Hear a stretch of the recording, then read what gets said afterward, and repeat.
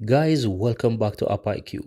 In case you ever have any issues on your phone and you need to send your Android or Samsung Galaxy phone to the repair, I'm going to show you how to back up your device whenever you need to put your phone to repair. And this is very easy. So all you have to do, just simply go to your settings, guys, and you want to look for device care. So once you tap on that, you just want to go ahead and scroll down to where you'll have the maintenance mode.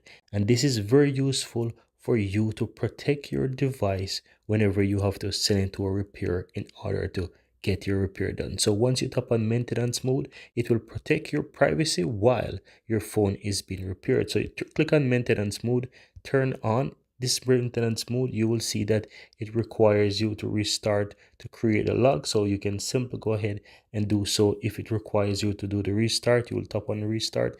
Otherwise, you will have the option there. Once you turn on the maintenance mode, it will go ahead and it will give you the options that you can go ahead and back up your phone. This will back up all your data temporarily so that you can send your phone to the repair, protect your data, and once you're back, you can always get back all of that data on your phone. That's going to be very useful for you. And that's it, guys. Very easy and very simple.